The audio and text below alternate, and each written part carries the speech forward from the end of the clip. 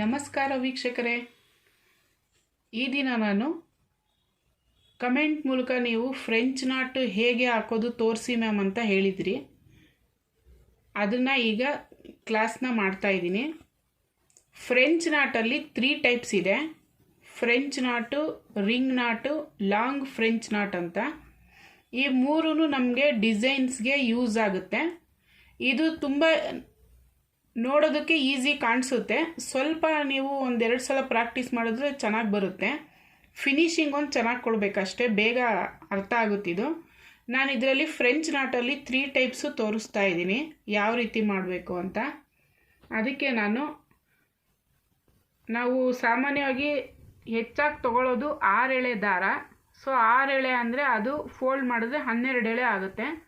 Silk ಥ್ರೆಡ್ಡಲ್ಲಿ ತೊಗೊಂಡಿದ್ದೀನಿ. ನಾವು French not ಹಾಕೋವಾಗ ನೋಡಿ, ಈ ಥರ ನೀಡಲ್ನ ತಗೋಬೇಕು.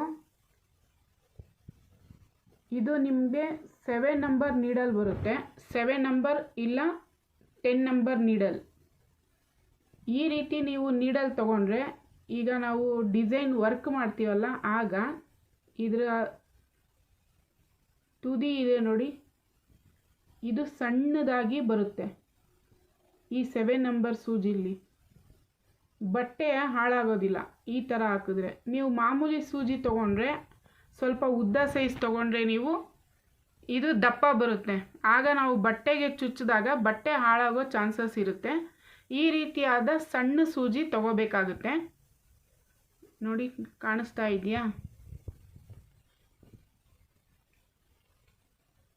ಫ್ರೆಂಚ್ ನಾಟ್ಗೆ ಇದು ಕಂಫರ್ಟಬಲ್ ಆಗಿರುತ್ತೆ. ಅದಕ್ಕೋಸ್ಕರ ನಾನು ಇದನ್ನು ಡೀಟೇಲಾಗಿ ಹೇಳಿದ್ದು. ಇಲ್ಲಿ ನಾನು 6 ಎಳೆ ದಾರ ತೊಗೊಂಡಿದ್ದೀನಿ. ಸಿಲ್ಕ್ ಥ್ರೆಡ್ಡು ನಾವು ವರ್ಕ್ ಮಾಡ್ತೀವಲ್ಲ ಅದೇ. ಅದು ಫೋಲ್ಡ್ ಮಾಡಿ ನಾವು ತೊಗೊಂಡಾಗ 12 ಎಳೆ ಆಗುತ್ತೆ. ಹೆಚ್ಚಾಗಿ ಇಷ್ಟೇ ತೊಗೊಳ್ಳೋದು. ನಮಗೆ ಡಿಸೈನ್ ಸ್ವಲ್ಪ ದಪ್ಪ ಬೇಕು ಅಂದರೆ 8 ಎಳೆ ತೊಗೋಬೋದು. ಅಲ್ಲಿಗೆ 16 ಎಳೆ ಆಗುತ್ತೆ. ನಾವು ಫ್ರೆಂಚ್ ನಾಟ್ ಹಾಕೋವಾಗ ಈ ರೀತಿ ದಾರನ ಸ್ವಲ್ಪ ಸುತ್ಕೋಬೇಕು. ಇದು ಆಮೇಲೆ ಈ ಥರ ಓಪನ್ ಆಗುತ್ತೆ, ಆದರೂ ಪರವಾಗಿಲ್ಲ. ನಾವು ವರ್ಕ್ ಮಾಡೋವಾಗ ಮಾತ್ರ ಈ ರೀತಿ ಮಾಡಿಕೊಂಡ್ರೆ ಅದು ಫಿನಿಶಿಂಗ್ ಚೆನ್ನಾಗಿ ಬರುತ್ತೆ. ಮತ್ತು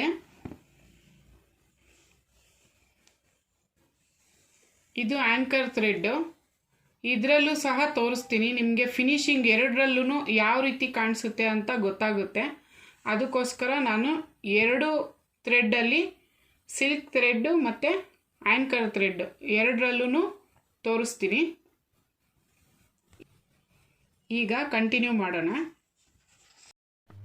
ಫಸ್ಟು ಸಿಲ್ಕ್ ಥ್ರೆಡ್ಡಲ್ಲೇ ತೋರಿಸ್ತಾ ಇದ್ದೀನಿ.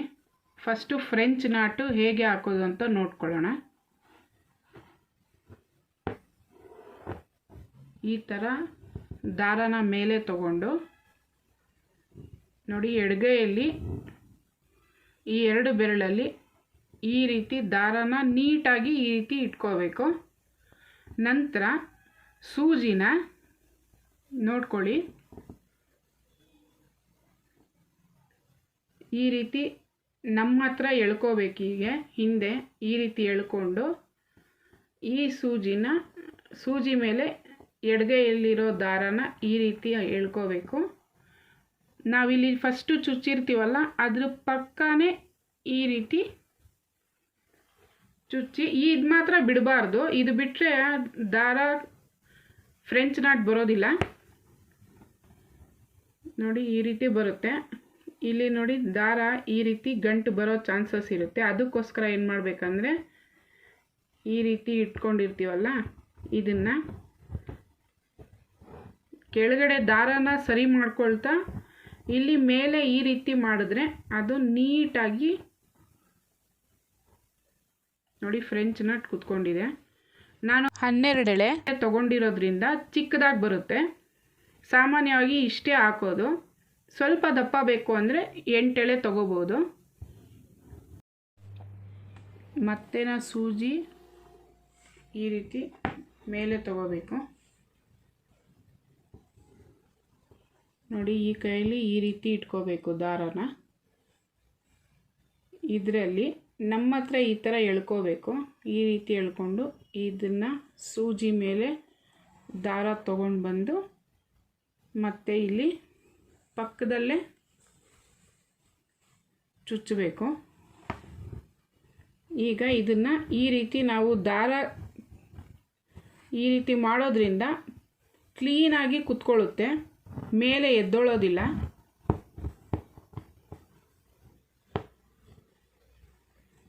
ನೋಡಿ ಎಷ್ಟು ನೀಟಾಗಿ ಕರೆಕ್ಟಾಗಿ ಬಂದಿದೆ. ಇದನ್ನು ಸ್ವಲ್ಪ ಈ ಥರ ಎಳ್ಕೋಬೇಕು ಕೆಳಗಡೆ, ಆಗ ಟೈಟಾಗಿ ಕುತ್ಕೊಳ್ಳುತ್ತೆ. ಫ್ರೆಂಚ್ ನಾಟ್ ಅಂದರೆ ಸ್ವಲ್ಪ ಲೂಸ್ ಇರಬಾರ್ದು, ಟೈಟಾಗಿ ಪರ್ಫೆಕ್ಟಾಗಿ ಕೂತಿರಬೇಕು, ಆಗ ಅದು ಔಟ್ಲುಕ್ಕು ಚೆನ್ನಾಗಿ ಕಾಣಿಸುತ್ತೆ. ಮತ್ತೊಂದು ಸಲ ತೋರಿಸ್ತೀನಿ ನೋಡಿ.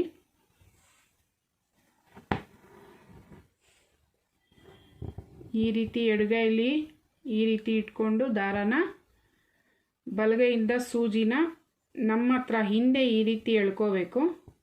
ಎಡಗೈಲಿರೋ ದಾರಾನ ಸೂಜಿ ಮೇಲೆ ಸುತ್ತುತ್ತಾ ನಾವು ಫಸ್ಟು ಚುಚ್ಚಿರ್ತೀವಲ್ಲ ಅದ್ರ ಪಕ್ಕನೇ ಚುಚ್ಚಿ ಕೆಳಗಡೆಯಿಂದ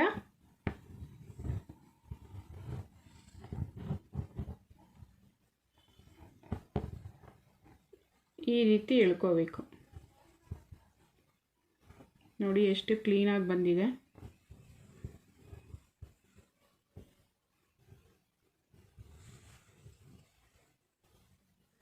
ಸಿಲ್ಕ್ ಥ್ರೆಡ್ಡಲ್ಲಿ ಹಾಕೋದ್ರಿಂದ ಇದು ಔಟ್ಲುಕ್ಕು ಚೆನ್ನಾಗಿ ಕಾಣಿಸುತ್ತೆ ಡಿಸೈನ್ ಮಾಡೋವಾಗ. ನಮಗೆ ಬೇರೆ ಬೇರೆ ಡಿಸೈನ್ಸ್ ಮಾಡೋವಾಗ ನಾವು ಆ್ಯಂಕರ್ ಥ್ರೆಡ್ನ ಯೂಸ್ ಮಾಡಿದ್ರೆ ಅದರಲ್ಲಿ ಯಾವ ಥರ ಕಾಣಿಸುತ್ತೆ ಅಂತ ತೋರಿಸ್ತೀನಿ ನೋಡಿ. ಸಾಮಾನ್ಯವಾಗಿ ಜಾಸ್ತಿ ನಾವು ಸಿಲ್ಕ್ ಥ್ರೆಡ್ಡಲ್ಲೇ ಯೂಸ್ ಮಾಡೋದು.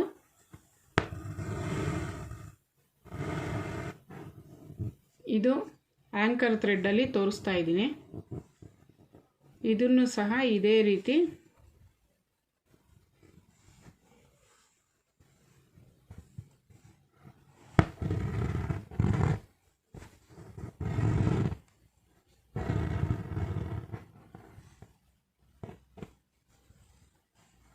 ನೋಡಿ ಎಷ್ಟು ನೀಟಾಗಿ ಬಂದಿದೆ.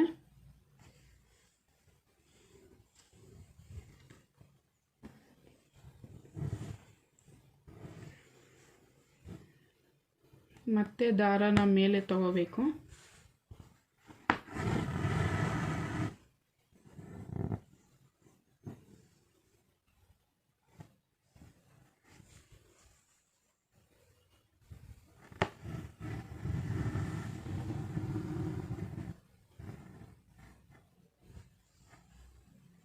ನೋಡಿ ಈ ರೀತಿ ಕಾಣಿಸ್ಬೇಕು. ಫ್ರೆಂಚ್ ನಾಟು ನಿಮಗೆ ಅರ್ಥ ಆಗಿದೆ ಅಂತ ಅಂದ್ಕೊಳ್ತೀನಿ.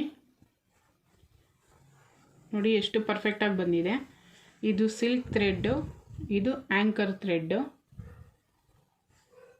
ಇದು ಎರಡರಲ್ಲೂ ನಿಮಗೆ ಗೊತ್ತಾಗಲಿ ಡಿಫ್ರೆನ್ಸು ಅಂತೇಳಿ ಎರಡರಲ್ಲೂ ತೋರಿಸಿರೋದು. ಈಗ ರಿಂಗ್ ನಾಟು ಹೇಗೆ ಹಾಕೋದು ಅಂತ ನೋಡ್ಕೊಳ್ಳೋಣ.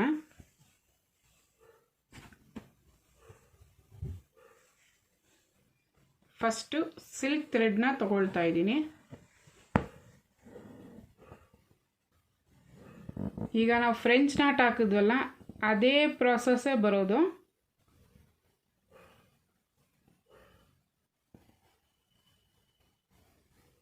ಇಲ್ಲಿ ನಾವು ಈ ಥರ ಚುಚ್ಚುತ್ತೀವಲ್ಲ, ಈ ರಿಂಗ್ನ ನಿಮಗೆ ಎಷ್ಟು ಬೇಕೋ ಅಷ್ಟು ಫ್ರೀ ಬಿಡ್ಬೋದು.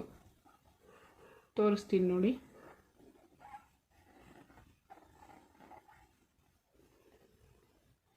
ಈ ರಿಂಗ್ ಇದೆಯಲ್ವಾ, ಎಷ್ಟು ಬೇಕೋ ಅಷ್ಟು ಫ್ರೀಯಾಗಿ ಈ ಕೈಲಿ ಇಟ್ಕೊಂಡಿರ್ತೀವಲ್ಲ ಅದನ್ನು ಈ ರೀತಿ ಬಿಟ್ಟು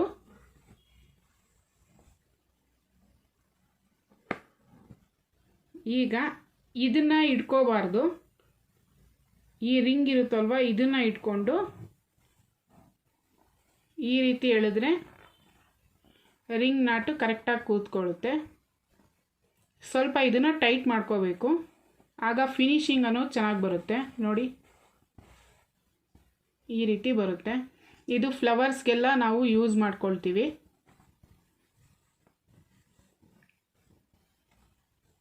ಮತ್ತೊಂದು ಸಲ ಹಾಕಿ ತೋರಿಸ್ತೀನಿ ನೋಡಿ.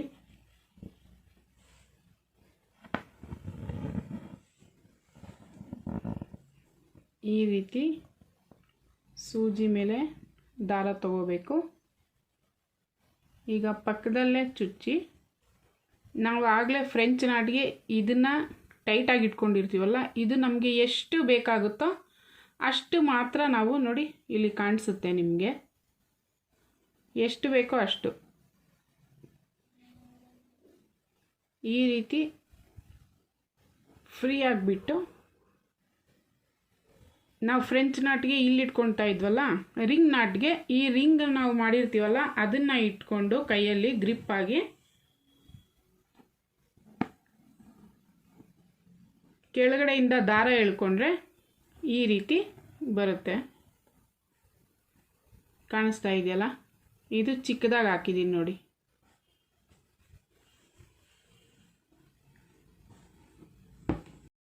ಈಗ ಆ್ಯಂಕರ್ ಥ್ರೆಡ್ಡಲ್ಲಿ ತೋರಿಸ್ತಾ ಇದ್ದೀನಿ.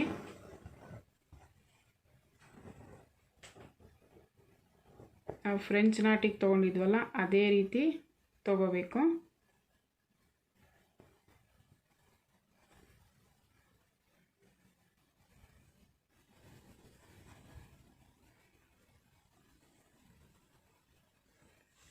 ನಮಗೆ ಎಷ್ಟು ಸೈಜ್ ಬೇಕೋ ರಿಂಗು ಅಷ್ಟು ನಾವು ರಿಂಗನ್ನು ಬಿಟ್ಟು ಬೇರೆ ದಾರನ ಎಳ್ಕೋಬೇಕು. ನೋಡಿ, ಸ್ವಲ್ಪ ಟೈಟ್ ಮಾಡಿದ್ರೆ ಫಿನಿಶಿಂಗ್ ಅನ್ನೋದು ನೀಟಾಗಿ ಕೂತ್ಕೊಳ್ಳುತ್ತೆ. ಇದು ಸಿಲ್ಕ್ ಥ್ರೆಡ್ಡಲ್ಲಿ ಮಾಡಿರೋದು, ದೊಡ್ಡ ಸೈಜಲ್ಲಿ ಚಿಕ್ಕ ಸೈಜಲ್ಲಿ ಮಾಡಿದ್ದೀನಿ. ಇದು ತುಂಬ ಪುಟ್ಟದಾಗಿ ಬಂದಿದೆ.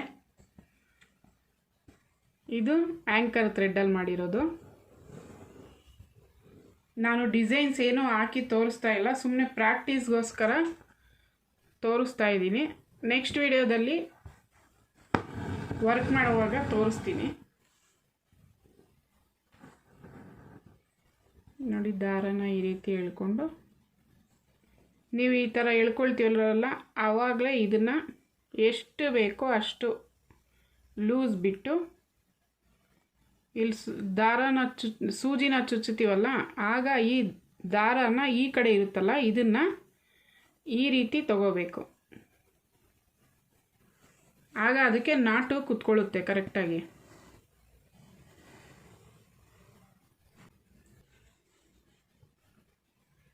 ಮತ್ತೊಂದು ಸಲ ಹಾಕಿ ತೋರಿಸ್ತೀನಿ.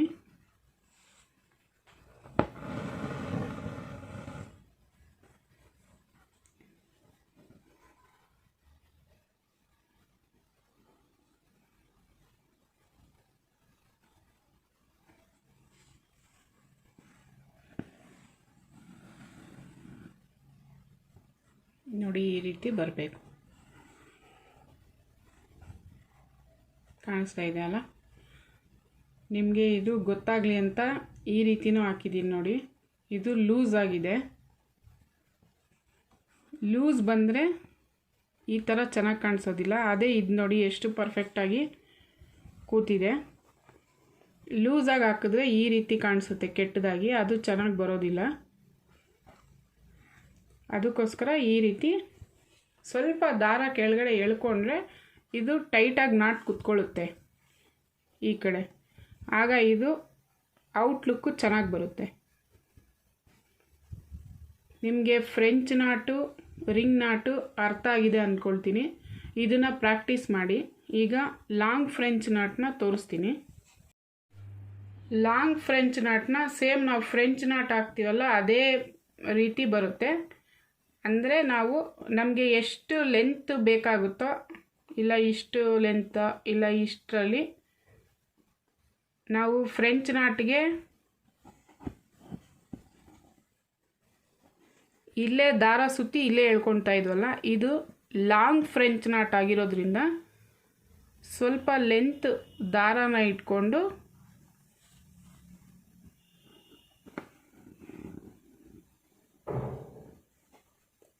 ನೋಡಿ ಈ ರೀತಿ ಬರುತ್ತೆ. ಇದು ಲಾಂಗ್ ಫ್ರೆಂಚ್ ನಾಟು. ಮತ್ತೊಂದು ಸಲ ತೋರಿಸ್ತೀನಿ.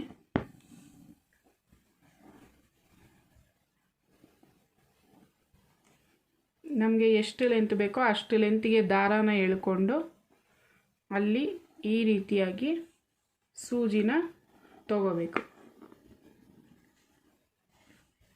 ಆಗ ಈ ರೀತಿ ಕೂತ್ಕೊಳ್ಳುತ್ತೆ. ನಾವಿದನ್ನು ಫ್ಲವರ್ಸಲ್ಲಿ ಪೆಟಲ್ಸ್ ಟೈಪಲ್ಲಿ ಯೂಸ್ ಮಾಡ್ತೀವಿ. ನೋಡಿ ಎಷ್ಟು ಚೆನ್ನಾಗಿ ಕಾಣಿಸುತ್ತೆ. ಸ್ವಲ್ಪ ದಾರ ಈ ಥರ ಟೈಟಾಗಿ ಎಳ್ಕೊಂಡ್ರೆ ಈ ಥರ ಫಿನಿಶಿಂಗ್ ನೀಟಾಗಿ ಬರುತ್ತೆ. ದಾರ ನೀವು ಟೈಟಾಗಿ ಎಳಿಲಿಲ್ಲ ಅಂದರೆ ನೋಡಿ ಈ ರೀತಿ ಬರುತ್ತೆ.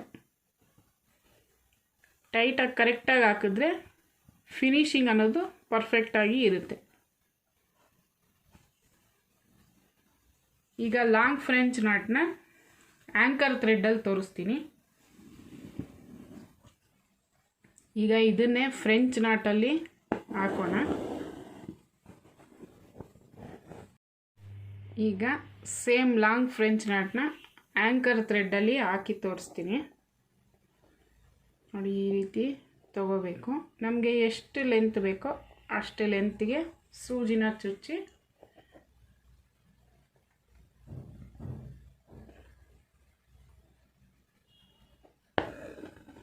ಕೆಳಗಡೆಯಿಂದ ಎಳ್ಕೊಂಡ್ರೆ ಇದು ಕ್ಲೀನಾಗಿ ಕೂತ್ಕೊಳ್ಳುತ್ತೆ.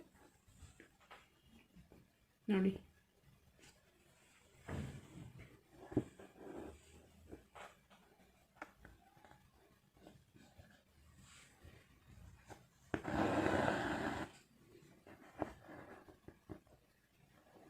ಈ ರೀತಿ ಎಳೆದು ಎಷ್ಟು ಲೆಂತಿಗೆ ಬೇಕೋ ಅಲ್ಲಿಗೆ ಸೂಜಿನ ತಗೋಬೇಕು. ಆಗ ಅದು ಲೆಂತ್ ಅನ್ನೋದು ಅಷ್ಟೇ ಬರುತ್ತೆ.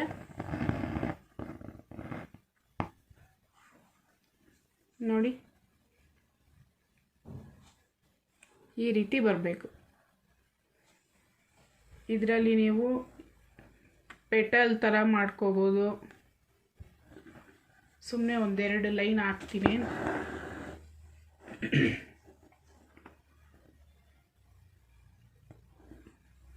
ಇದಕ್ಕೆ ಕರೆಕ್ಟಾಗಿ ತಗೋಬಾರ್ದು. ಲೀವ್ಸ್ಗೆ ಸ್ವಲ್ಪ ಕೆಳಗಡೆ ಇರಬೇಕಲ್ವಾ, ಅದಕ್ಕೋಸ್ಕರ ಸ್ವಲ್ಪ ಪಕ್ಕದಲ್ಲೇ ಕೆಳಗಡೆ ತೊಗೊಂಡಿದ್ದೀನಿ.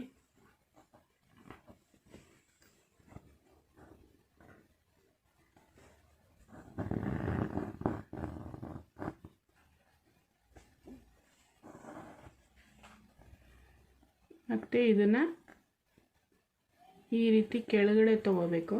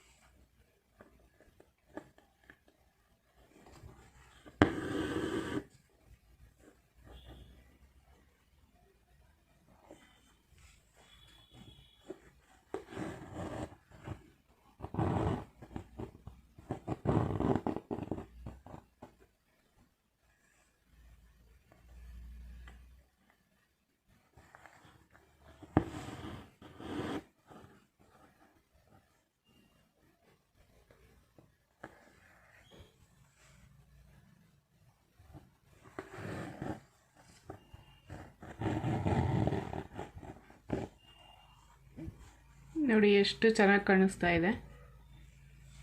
ಈ ರೀತಿ ಡಿಸೈನ್ಸ್ ಬರುತ್ತೆ.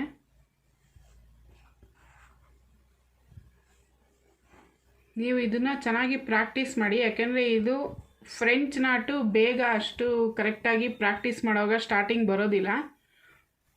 ಒಂದು 2-3 ಸಲ ನೀವು ಪ್ರಾಕ್ಟೀಸ್ ಮಾಡಿದ್ರೆ ಕ್ಲೀನಾಗಿ ಬರುತ್ತೆ. ಆಗ ನೀವು ಡಿಸೈನ್ಸ್ ಯಾವ ಥರ ಬೇಕೋ ಆ ಥರ ರೆಡಿ ಮಾಡ್ಬೋದು. ಇದರಲ್ಲಿ French knot, ring knot, long French knot 3 types ಇದೆ ಈ ನಾಟಲ್ಲಿ. ಇದನ್ನು ನೀವು ನೋಡಿ ಕರೆಕ್ಟಾಗಿ ಪ್ರಾಕ್ಟೀಸ್ ಮಾಡ್ಕೊಳ್ಳಿ. ನಿಮಗೆ ಈ ವಿಡಿಯೋ ಅರ್ಥ ಆಗಿದೆ ಅಂದ್ಕೊಳ್ತೀನಿ. ನಿಮಗೇನಾದರೂ ಡೌಟ್ ಇದ್ದರೆ ಕಮೆಂಟ್ ಮೂಲಕ ತಿಳಿಸಿ, ನಾನು ನಿಮ್ಮ ಡೌಟ್ನ ಕ್ಲಿಯರ್ ಮಾಡ್ತೀನಿ. ನಿಮಗೆ ಈ ವಿಡಿಯೋ ಇಷ್ಟ ಆದಲ್ಲಿ ಲೈಕ್ ಮಾಡಿ, ಶೇರ್ ಮಾಡಿ ಮತ್ತು ಸಬ್ಸ್ಕ್ರೈಬ್ ಮಾಡಿ. Thank you.